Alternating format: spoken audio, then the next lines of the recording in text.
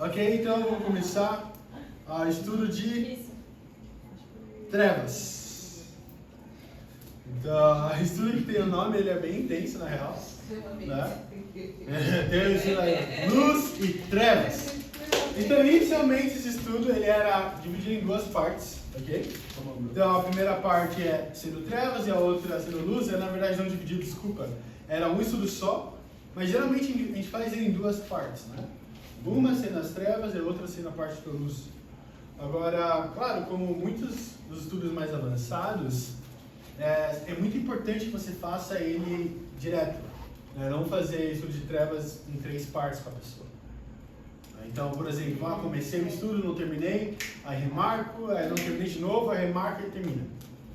Porque a ideia é você ter o máximo de impacto possível nessa pessoa que está estudando a Bíblia. Sim. Agora a gente vai ter uma introdução aqui, que é em 1 Pedro, capítulo 2. Ok? Yeah.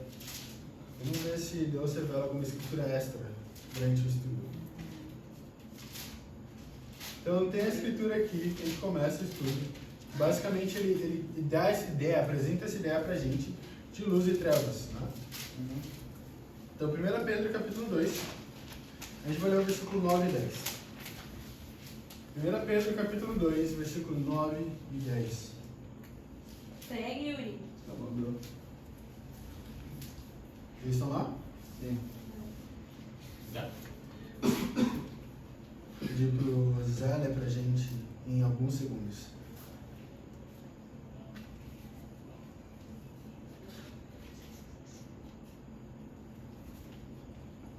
Tá lá? Estão lá? Ótimo. Então, 1 Pedro, capítulo 2, versículo 9 e 10. Pode ler pra gente. Vocês, porém, são geração eleita, sacerdócio real, nação santa, povo exclusivo de Deus, para anunciar as grandezas daquele que os chamou das trevas para a sua maravilhosa luz. Antes, vocês nem sequer eram povo, mas agora são povo de Deus. Não havia recebido misericórdia, mas agora a receberam. Ótimo. Então aqui ele dá essa ideia de quem a gente é, certo? Então ele começa falando, vocês são geração eleita, sacerdócio real, nação santa, um povo exclusivo de Deus. E aí ele ajuda a gente a entender porque ele fala daquele que os chamou das trevas para a sua maravilhosa luz. Então a primeira ideia que a gente quer apresentar para essa pessoa é que existe sim um período que nós estamos nas trevas e outro que a gente está na luz. Ok? Então quer dizer que muitas das pessoas que falam, eu nasci como cristão, eu nasci na luz, eu nasci num lar, ou seja lá o que for, como um cristão ou como um discípulo, isso é mentira, não existe. Na realidade é que tem pessoas que Deus chama das trevas para a sua maravilhosa luz. Ou seja, não é algo que você faça, não é o seu próprio mérito, não é o seu trabalho. Você foi chamado. Deus te deu esse convite. Tem mesmo essa ideia de abrir, Deus está na porta batendo, você abrir o seu coração para Jesus entrar. Não faz sentido, porque é Ele que te convida. É como se Jesus estivesse dentro e você está batendo a porta para você entrar. E aí Ele vai ver se você realmente é merecedor de estar na presença dEle. Pensei numa escritura extra, ótimo. Sim. Então aí Ele dá começa a fazer essa comparação de quem está na luz e quem está nas trevas. Certo? Certo. Então Ele fala que antes, quando você estava nas trevas, você nem sequer era o povo de Deus. Ou seja, você não faz parte do povo dele. Você não é um cristão, você não é um discípulo. Então naquele momento você não era. E aí ele fala, mas agora sou um povo de Deus. Não haviam recebido misericórdia. Querendo dizer que, o que é misericórdia basicamente? De acordo com a Bíblia, seria o nosso perdão dos pecados. Né? A gente não recebe o que a gente merece. Então a gente sabe o que é misericórdia de Deus. Então antes disso tudo, antes de eu entrar na luz, eu não tinha o perdão de Deus, não tinha acesso a Ele. Então quer dizer que tem algo que acontece quando eu estou na luz que me dá acesso a essa misericórdia. Então a gente precisa descobrir o que é isso também. Agora, o que é legal? A gente tem que perguntar para a pessoa, diretamente, sem curvas. Você acredita hoje que você está nas trevas ou na luz? E a pessoa vai te responder, e pede para ela não explicar. E aí você pode levar ela para a escritura, 1 João. Tá bom, bro. 1 João, capítulo 1, versículo 16. A escritura que me dá muito temor. capítulo 1, versículo 6. Não, desculpa. Vamos lá no versículo 5. 1 João, capítulo 1, versículo 5. Tá bom, brother. Acharam? Já. Sim. Ótimo. 1 João, capítulo 1, versículo 5. Fala assim. Essa é a mensagem que dele ouvimos e transmitimos a vocês. Deus é luz, nele não há treva alguma. Se afirmamos que temos comunhão com ele, mas andamos nas trevas, mentimos e não praticamos a verdade. Uau. Se porém andarmos na luz, como ele está na luz, temos comunhão um com os outros, e o sangue de Jesus, seu Filho, nos purifica de todo o pecado. Então é interessante aqui, porque a Escritura, ela basicamente dá uma resposta e uma explicação da Escritura de 1 Pedro, capítulo 2. Certo? Ele explica a questão de fazer parte do povo de Deus. Explica a questão da misericórdia de Deus, que antes você não tinha, mas agora tem. Fazendo parte do povo de Deus, ele fala que tem comunhão com os outros, e a parte da misericórdia é a parte que ele fala que o sangue de Jesus Cristo purifica de todos os pecados, que é o perdão dos pecados. Então a Escritura é muito útil para poder linkar e ajudar a pessoa a ver. E se ela está nas trevas, ela não faz parte do povo de Deus. E ela não tem o perdão dos pecados ainda. Ok? E aí fala para ela também que, olha, por mais que você acredite que ele está na luz hoje, se você não está na luz, mas você está nas trevas, você ainda continua falando que você está na luz de acordo com essa Escritura, fala que mentimos e não praticamos a verdade. Então, mesmo que você não saiba, ou está mentindo para si mesmo, ou para outras pessoas e para Deus. Então, essa é a importância desse estudo. Ajudar a pessoa a entender onde ela realmente está.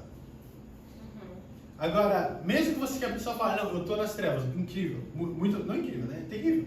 Mas, obrigado por compartilhar, obrigado por ser vulnerável. Agora a pergunta é, você quer sair das trevas? Você quer realmente mudar sua vida? Nesse ponto, você precisa perguntar para a pessoa, senão você vai só perder seu tempo. Você realmente quer mudar a sua vida? Você realmente quer fazer algo diferente? Quer fazer algo bom com o que Deus te deu? Que é o seu fôlego de vida. Você quer realmente se tornar um cristão, um discípulo, viver dessa forma? Ser a nação santa dele? Ser realmente essa geração eleita? Fazer parte do povo dele, receber misericórdia de Deus? Se você quiser, a gente pode te levar até lá. Esse é o estudo para isso. Mas antes de chegar lá, a gente precisa entender onde você está. Qual é a implicância disso? Como que você chegou lá para começo de conversa? Olha isso, Isaías 59. Vamos para lá. Come on, brother. Isaías, capítulo 59, a gente vai ler o versículo 1 e 2. Vamos lá, Yuri.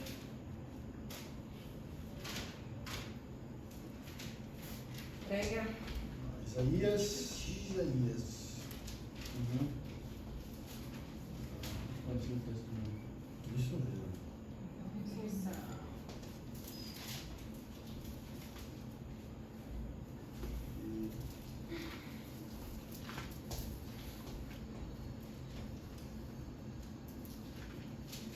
Vamos lá?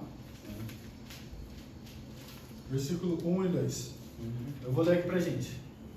Diz assim: Vejam, o braço do Senhor nem está tão encolhido que não possa salvar, e o seu ouvido tão surdo que não possa ouvir. Mas as suas maldades separam vocês do seu Deus. Os seus pecados esconderam de vocês o rosto dele, e por isso ele não os ouvirá.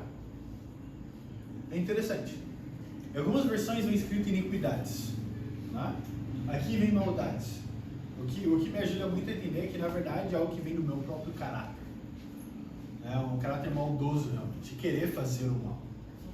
Agora, ele fala algo bem interessante. Ele dá a ideia de existir uma parede entre mim e Deus. Certo? Entre Yuri e Deus. Tem essa parede que eu construí, que é o que separa eu de Deus. Agora, do que essa parede é composta? Dos meus pecados. É isso que compõe ela. Agora, questionaria perguntando, nossa, então quer dizer que os meus pecados são mais poderosos do que Deus? Porque Ele não pode me salvar ou chegar até mim por conta dos meus pecados? Isso não é verdade. Certo. Por exemplo, vamos dizer que o sol está brilhando lá fora. Certo? Certo. Mas aí eu fecho a cortina. Agora, por que o sol não pode entrar mais na minha sala? Isso significa que o sol perdeu o poder? Que agora ele está mais frio porque ele não entra aqui na sala? Não. Não. Significa que eu coloquei algo que bloqueia ele de entrar. Da mesma forma ele explica no começo, ele fala: o braço do Senhor está tão encolhido que não posso salvar, esse ouvido tão surdo que não posso ouvir. Na realidade é que ele tem o poder para salvar. Mas a gente escolhe se separar de Deus. Nós escolhemos nos separar de Deus. Então a gente precisa entender que ou estou na luz ou estou nas trevas.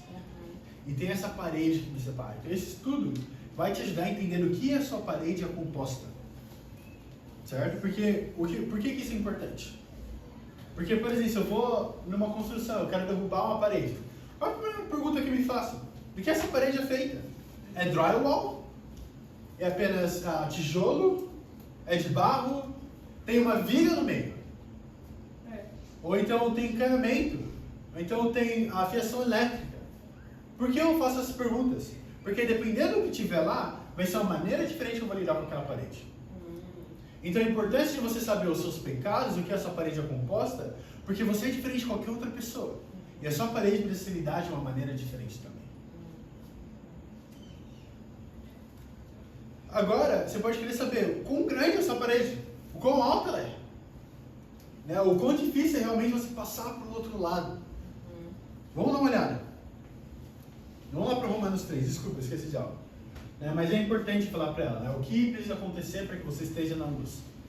A pessoa pode falar, parar de pecar. Se você parar de pecar, a parede não vai parar de existir, né? Mas o que precisa fazer é destruir essa parede. Certo? Agora vamos ver o quão grossa realmente essa parede, quão grossa ela é. Né? Essa dificuldade de derrubar ela. Vamos aqui em Romanos 3, 23. Vamos lá, Yuri. Romanos capítulo 3, versículo 23.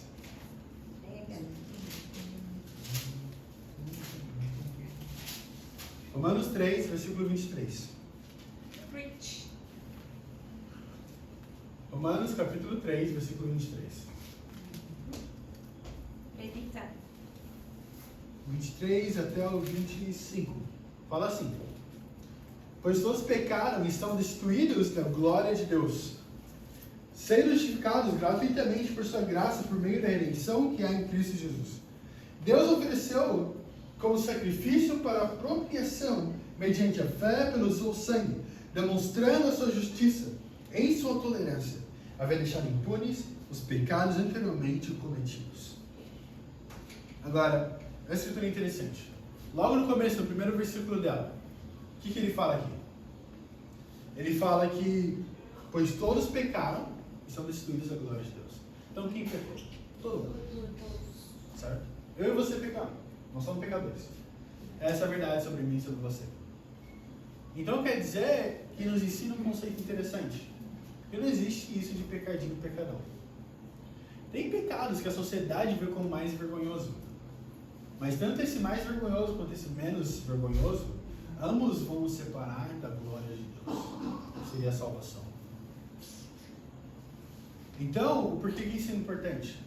Porque as pessoas precisam entender que tanto a mentira, quanto a imoralidade, quanto a bruxaria, quanto o adultério, seja lá o que for, todas essas coisas têm o mesmo peso para Deus. Mesmo como sociedade, como pessoas, a gente olha para isso numa perspectiva assim, como se fosse no horizontal, estão vendo cada um dos pecados, as montanhas mais altas, mas Deus vê por cima realmente, vendo apenas realmente pessoas com o pecado que precisa ser lidado. Então, você precisa entender que, por mais terrível que seja o seu pecado, ele tem o mesmo peso que o meu, que o dele, que o dela, qualquer pessoa. Então não tem algo que você possa falar aqui que Deus não tem o poder de realmente te purificar. A próxima pergunta, agora para a gente poder entender, é entender realmente, né, o que é pecado.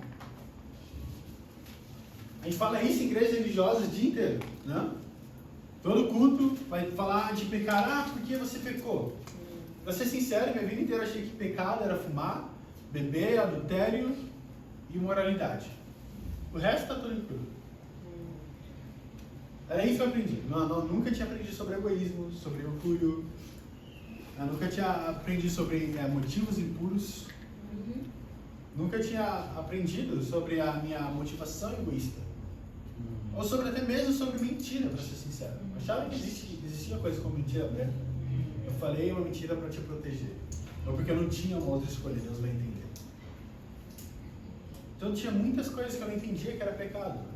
Uma avareza, eu sabia que era pecado.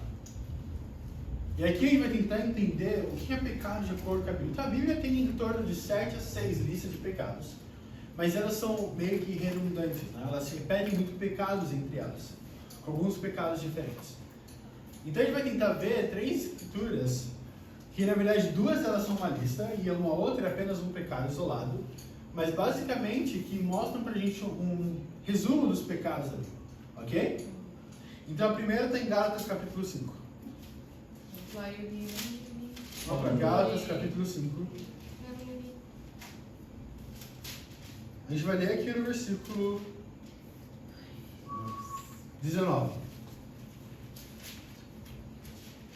19 ao 21. Zé. Um minutinho.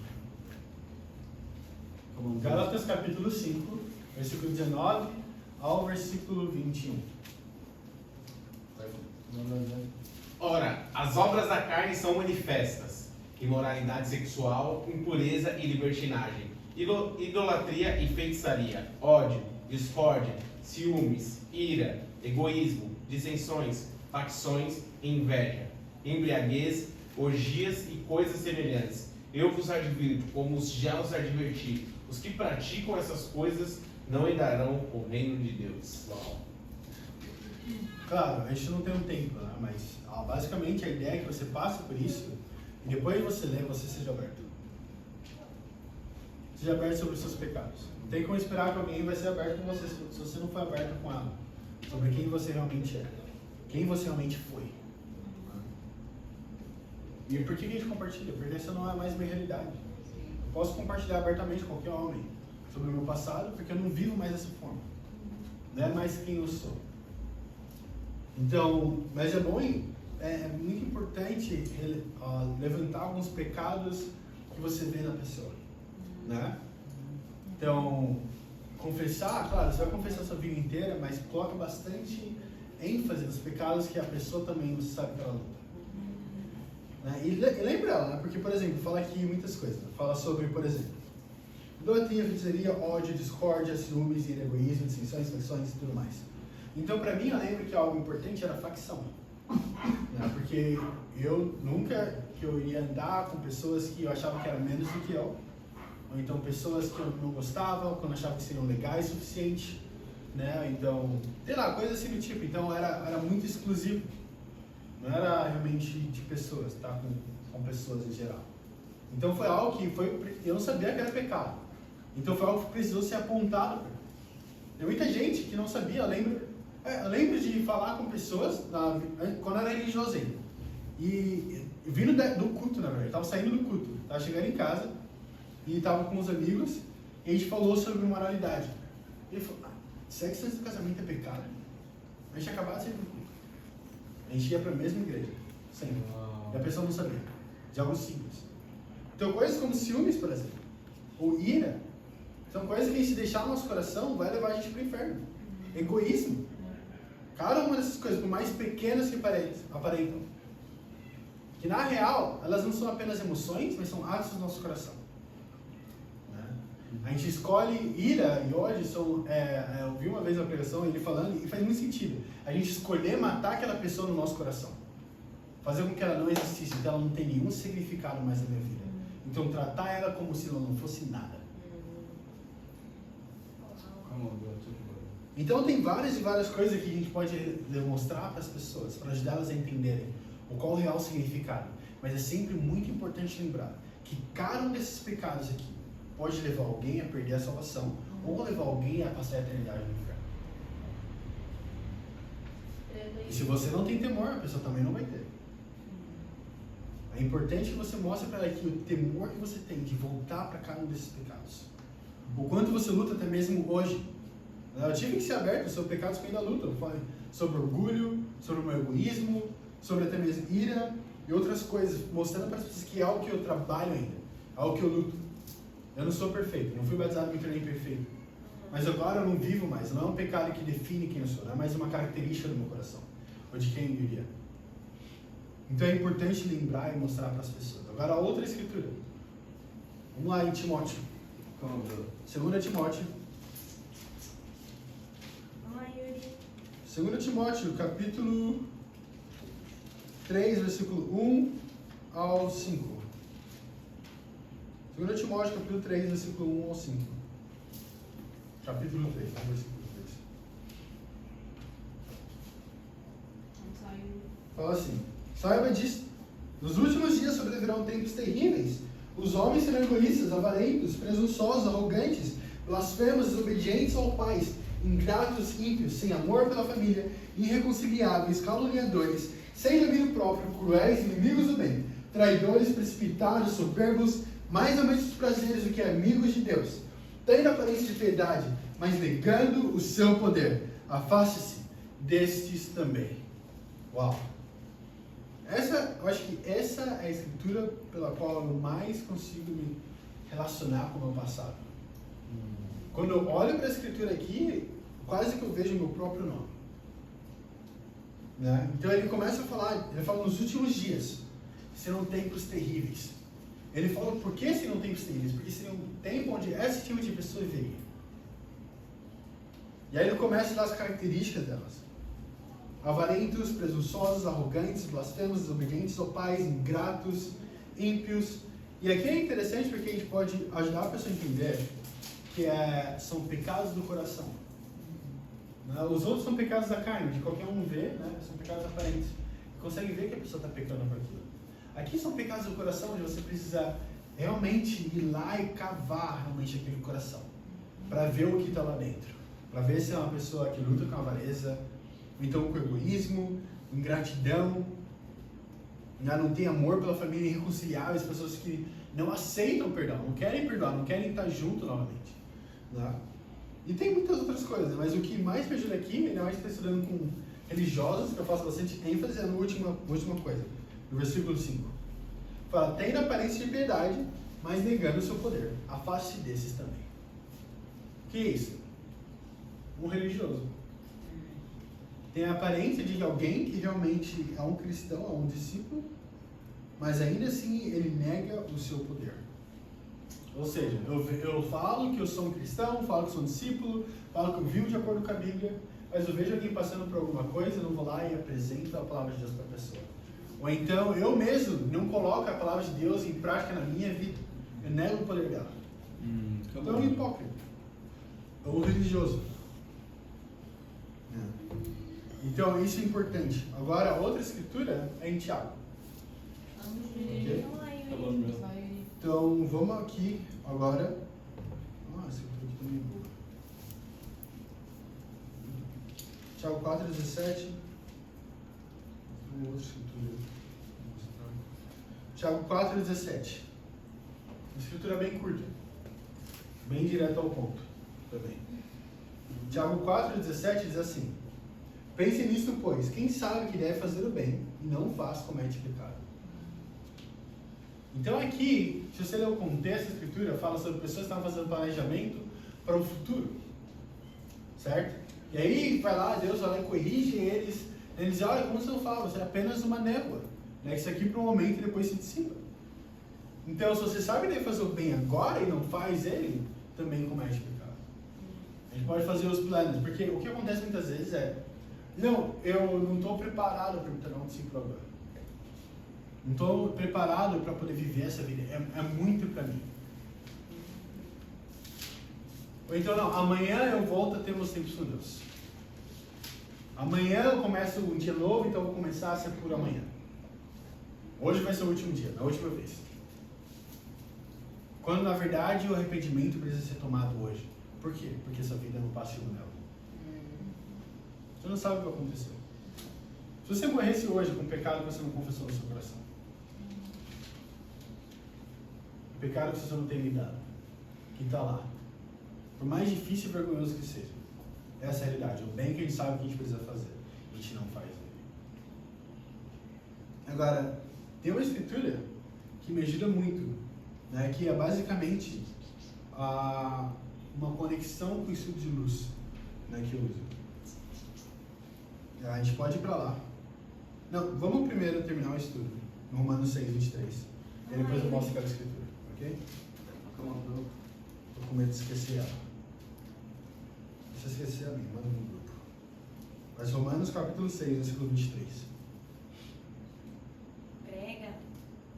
Romanos capítulo 6, versículo 23. Fala assim: pois o salário do pecado é a morte, mas o dom gratuito de Deus é a vida eterna, em Cristo Jesus, nosso Senhor.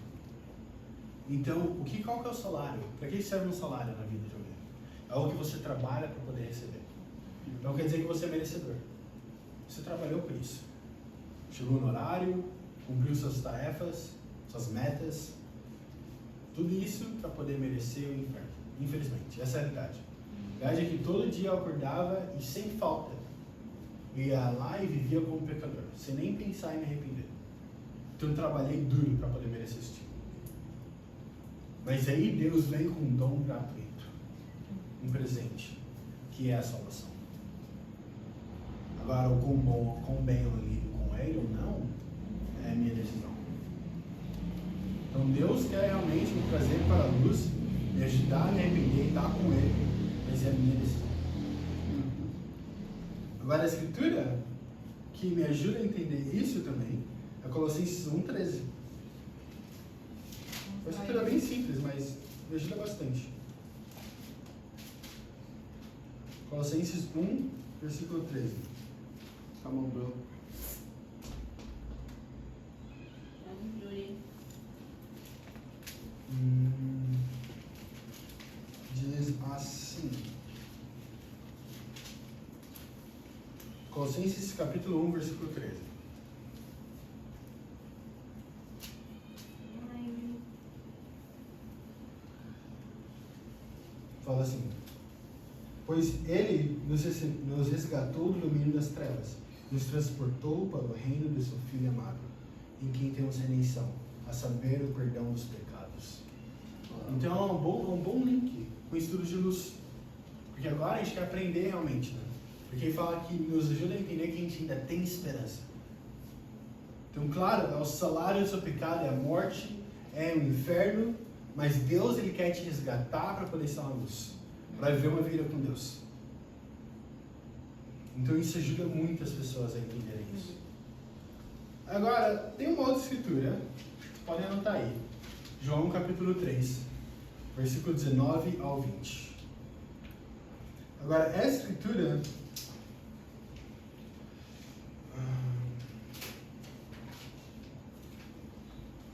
é boa porque depois desse estudo, o desafio é para a pessoa começar a fazer a lista de pecados, né? Agora, essa escritura me ajuda quando a pessoa não entende ou não quer fazer isso. Tem duas escrituras, anota, vamos ler só uma delas, a de João 3, ok? Mas a outra é bom mostrar para a pessoa, porque antes de dar o desafio, para ela entender também. Que é em Tiago, capítulo 5, versículo 16. Né? Que é basicamente fala, confessa os pecados uns aos outros, para que sejam curados, né? Então é uma escritura muito boa para ajudar a pessoa a entender a importância de confessar o pecado um ao outro. Agora, essa escritura também me ajuda também a dar temor para a pessoa quando a pessoa está sendo cabeça dura sobre isso. João capítulo 3, versículo 19 ao 20. João 3, 19 ao 20. 19 ao 20. João capítulo 3. Aqui está. Fala assim: esse é o julgamento. A luz veio ao mundo, mas os homens amaram as trevas e não a luz, porque as suas obras eram más. Quem pratica o mal odeia a luz, não se aproxima da luz, temendo que as suas obras sejam manifestas. Mas quem pratica a verdade vem para a luz, para que se veja claramente que as suas obras são realizadas por intermédio de Deus. Então, 19 a 21. Tá? João 3, 19 a 21. Então, basicamente, o que explica é que, ok, se você realmente está na luz, então não tem problema você compartilhar a sua vida com a gente. Entendendo que realmente sim, o problema é que as pessoas têm medo de confessar, é porque elas têm medo de ser envergonhadas. Porque elas sabem, no fundo, que as obras que elas praticam são más. Mas essa é a única maneira qual pode ser lidado. precisa entrar na luz para saber com o que está lidando, para poder tirar todo aquele pecado de dentro do coração. E essa é a estrutura de trevas, para Deus, a glória. Amém. Amém.